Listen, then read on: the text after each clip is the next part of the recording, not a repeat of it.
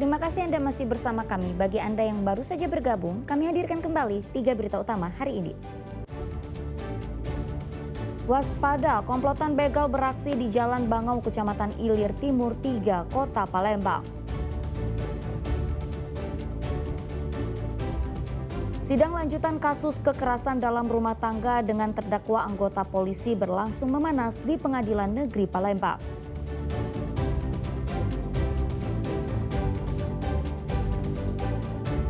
Satgas Bencana Banjir dan Longsor di Sumatera mulai telusuri asal gelondongan kayu dan pihak yang terlibat pembalakan liar.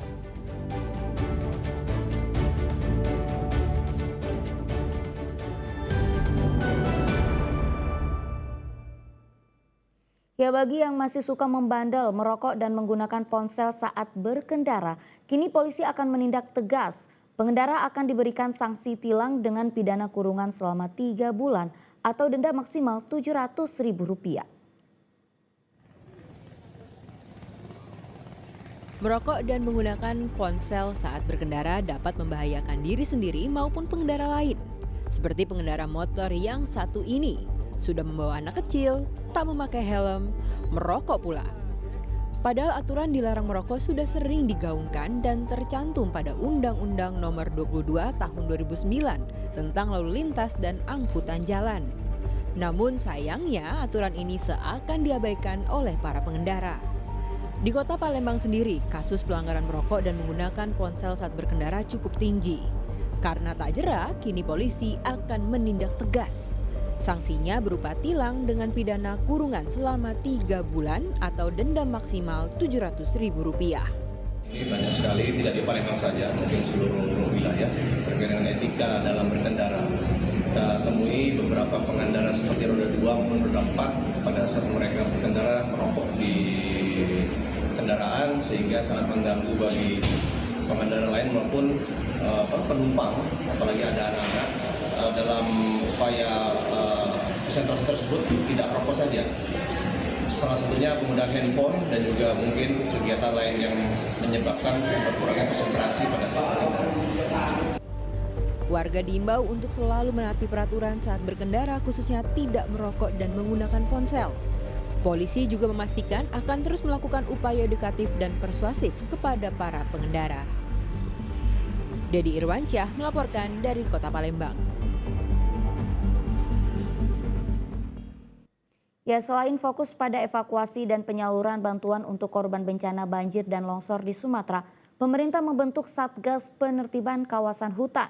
Satgas ini sudah mulai bergerak menelusuri asal gelondongan kayu dan keterlibatan pihak-pihak yang diduga terlibat melalui citra satelit. Penelusuran terhadap penyebab bencana hidrometeorologi di Sumatera disampaikan pemerintah di Halim Perdana Kusuma, Jakarta, Rabu siang. Guna mencari asal kayu gelondongan yang terbawa banjir bandang, Menko PMK Pratikno menunjuk Satgas Penertiban Kawasan Hutan atau Satgas PKH.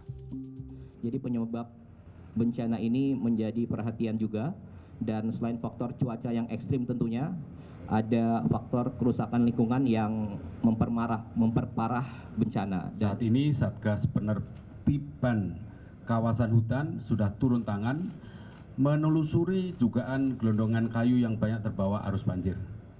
Pemerintah terus menelusuri pihak-pihak yang diduga melakukan pelanggaran melalui analisis citra satelit.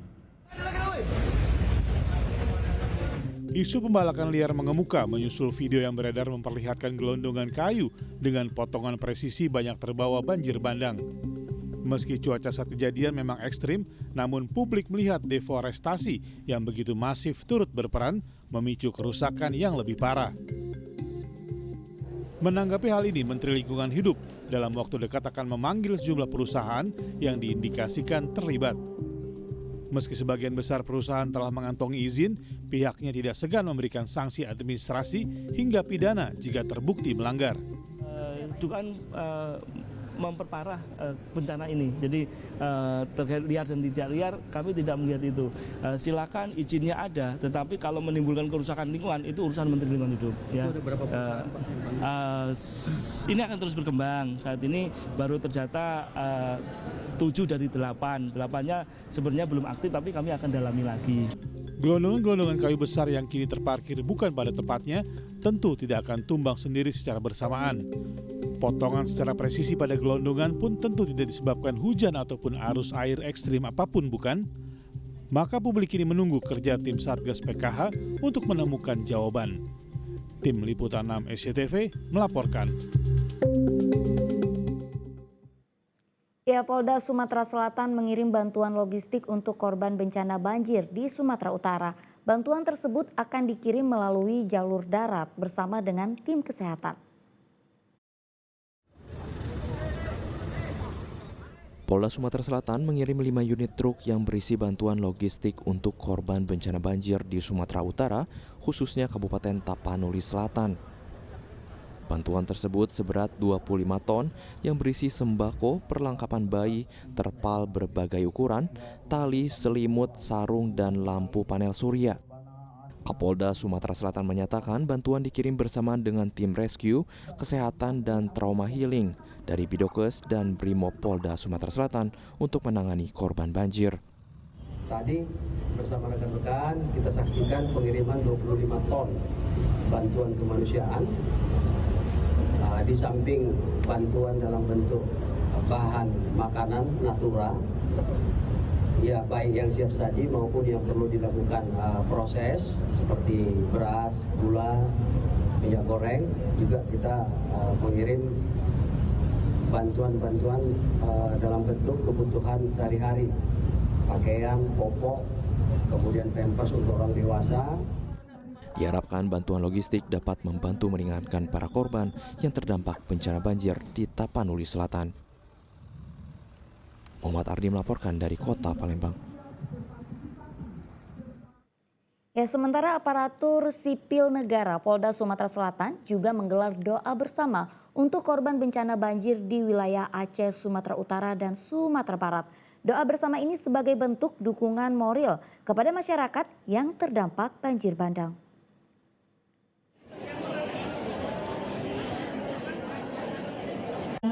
Ratusan aparatur sipil negara di lingkungan Polda Sumatera Selatan menggelar doa bersama untuk para korban bencana banjir di wilayah Aceh, Sumatera Utara, dan Sumatera Barat. Doa bersama ini sebagai bentuk ungkapan dan dukungan bagi masyarakat yang terdampak. Selain menggelar doa bersama, para ASN juga menggalang dana. Donasi ini langsung diserahkan Karo SDM Polda Sumatera Selatan kepada Sekretaris BPBD Provinsi Sumatera Selatan. Di sela menggalang dana dan memberi doa, ratusan ASN ini juga sekaligus memperingati hari ulang tahun ke-54 Korpri. Kita melaksanakan kegiatan hari ulang tahun Korpri yang ke-54. Kemudian kita juga berempati lah dengan saudara-saudara kita yang sedang tertimpa musibah di Sumatera Barat, di Aceh, dan Sumatera Utara. Sehingga hari ini kegiatannya adalah doa bersama dilanjutkan dengan mengumpulkan donasi untuk saudara-saudara kita yang tadi di Aceh, Sumatera Utara, dan di Sumatera. Alhamdulillah, terima kasih kami atas nama di Provinsi Sumsel mengucapkan kepada Korpi Polda Sumsel yang telah sedemikian rupa berupaya membantu kami siang ini persiapan berangkat ke Sumatera Utara karena pesawatnya sudah penuh, ini 56 ton yang berangkat dari Sumsel. Jadi mohon doa ke Aceh dan ke Medan kami selamat. BPBD Sumatera Selatan sendiri akan menyalurkan 52,9 ton bantuan kemanusiaan kepada korban banjir Sumatera. Bantuan kali ini berupa 500 paket sembako, 200 selimut, 745 koli logistik kesehatan mencakup obat-obatan, masker, dan APD hingga pemberian makanan tambahan untuk balita dan ibu hamil. Didi Irwansyah melaporkan dari Kota Palembang.